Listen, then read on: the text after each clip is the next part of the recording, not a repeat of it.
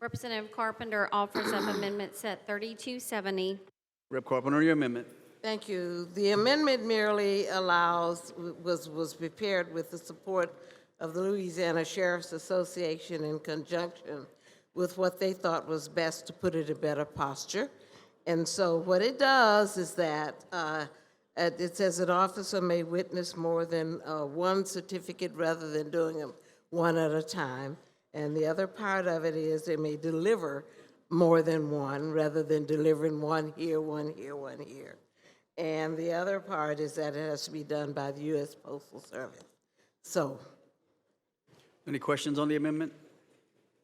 Any objections to the adoption of the amendment? Rep. Thomas, can you come speak on your objection? If you're not a close family member, you can deliver more than one ballot. If you're not a family member, you can deliver one and only one ballot. This amendment seeks to change that law, and I object to it. I'm well-versed in the election law, too. That's why I'm bringing the bill. There's nothing to say that this cannot be done. This was prepared with the support of the Louisiana Sheriff's Association, and they're fine with what it does in the penal system. Thank you, Representative Carpenter, for bringing this bill. Thank you. Am I correct to remember the testimony on this particular bill that the correctional officers were in support of your bill? Is that accurate? Absolutely. So they did not have any problem with giving the ballots to the prisoners who had not been convicted of anything but did have the right to vote. Is that accurate? Absolutely. They're qualified and they're registered. In to fact, vote. some of them said that they were doing this. Is that accurate? Yes. I thought so. So this will clear it up so that these are people who have not been convicted of anything. Have They're not. registered to vote, first time voting, Yes. and can mail that ballot. It will go to the mail room like any other mail, correct? Exactly. Like any other mail. Like any other male, if you were military, well, And whatever. And we do want people to vote. Would you agree? I would think so. I would think so also. Yeah, I think you have a great bill. And there were no red cards on this bill, by And the I way. was getting ready to say that. And I didn't see any objections to your bill from anyone in the audience. None. I will say that. This amendment was drafted by the Sheriff's Association, am I correct? Yes. Because the amendment was delivered to the committee by a representative from the Sheriff's Association, am I correct? Absolutely. And so I'm not understanding what the problem is, because it's allowing for an exception to proposed law that allows for the officers in the correctional facility to be able to drop more than one mail-in ballot in the mail at the correctional facility. Am I correct? It's just exempting them from that. Rather than doing it one at a time. Right, because we don't have that many correctional officers in one place to do one at a time. Absolutely. Representative Carpenter, my computer tells me that this is a House floor amendment, that it was not delivered to the committee. Is that correct? This was prepared for the House, yes. That's not the question I asked. The question I asked was, Or, yes, this was prepared for the floor. yes. Did we get a floor note from the sheriffs saying that they prepared this and approve of it? I don't know what you got, ma'am. But you can look on your desk and see if you got it. Okay, well, the answer is we did not get one. And when I spoke, is it correct that Mr. Renatza, who represents the Sheriff's Association, was not present at the committee hearing? Is that correct? I don't know whether he was or not. Did he speak? Well, you were in the committee hearing. I don't know whether he did. I was in the committee hearing, and I know that he did not speak, but I'm supposed to ask you a question. Did you know that I actually called him after that to ask him if the sheriffs had taken a position? And, yes, sir. Yes, ma'am. And Okay, and did you know what his answer was? I don't know. Okay, his answer was that they were neutral. Okay. Thank you, Mr. So, Speaker. But what's, Rep. what's the Marcel for- problem? Even though Mr. Renatza wasn't there, is it true that there was a representative there from the sheriff's office? There was a representative. And not there. only was he there, isn't it true that he spoke in favor of this very amendment that we've added amendments on the floor before that we didn't add in committee? Has that been your experience? Well, you're absolutely correct, ma'am. I just want to know if something was different about your amendment that you're adding on the floor, as we've done all day and all for months, than anybody else's. And let me ask you one final question. Is it sometimes that an organization may vote for something, and that does not mean that every member has that same belief as the organization as a whole? Is that accurate? We see it all the time in this chamber. Did you know that I contacted Mike Renatza, and he does say that he supports the amendment, but that the Sheriff's Association does not support the bill and takes no position on the bill? There is no one in the Sheriff's Association to say that they do not support this bill, not with whom I've spoken with.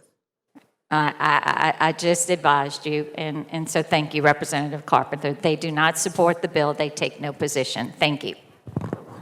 You're welcome. You basically said to us on 5 occasions now that the Sheriff's Association helped you draft the amendment. Is that right?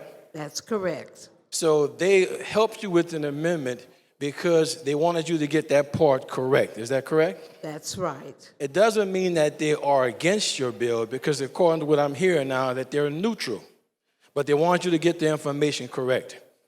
Is that correct? That's correct. And it's your submission to this body today that you drafted this amendment with the help of the Sheriff's Association because they wanted you to get this right to present this bill. Whether or not they were for or against it wasn't the issue, but they wanted to make sure it was correct. Am I correct? That is correct. That is not So, the issue. thank you very much. So I just wanted to make sure I was understanding and you understood that when you make a statement in this building, that your credibility is what you're on the line and your word is there. And if you say something to that effect, we should believe you. Is that correct? Yes, my credibility is always on the line because I have no reason to say it otherwise. Thank you very much, Ms. Coleman. Thank you, Mr. Speaker. The clerk will close the machine. We have 40 yeas, 57 nays, and the amendment fails. Back on the bill, Rep. Thomas for a question on the bill. Do you remember what happened when that bill that you proposed last year, when it came to the floor last year? No, I do not. Why don't you tell me? Well, it did not pass, Okay. and certainly hoping that this one doesn't pass either. And why is that?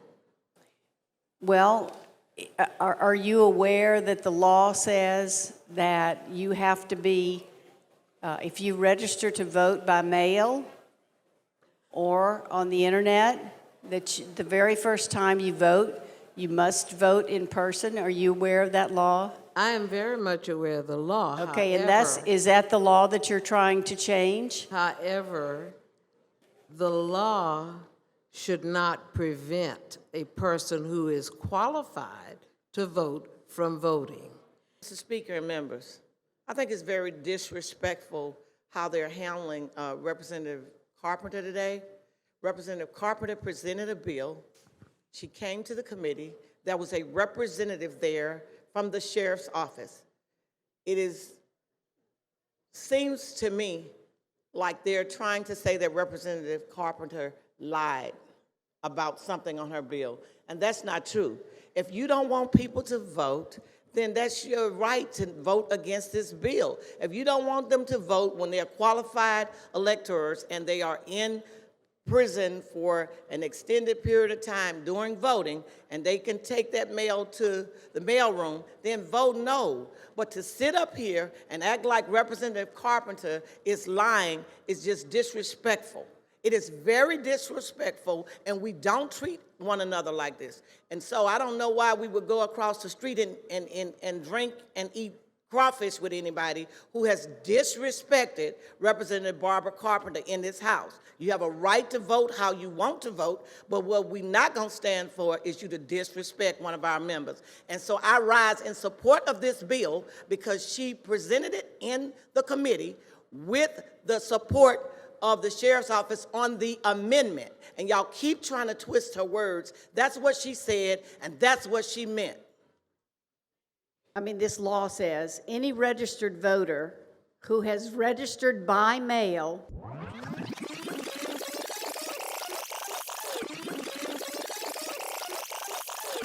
card that contains the name and signature of the person or a form. Rep. Willard, why do your eyes? Thank you, Mr. Speaker. I just want to know if we had a time limit on how long somebody could read from a document. 15 minutes. Okay, thank you.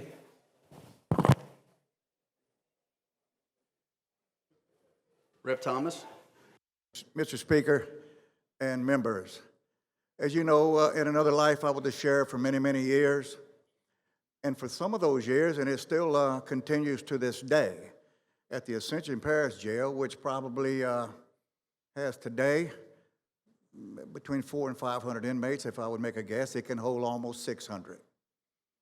Every time we have early voting, every time, and for several years, for the eligible inmates who are there, who by law can vote, we facilitate their vote.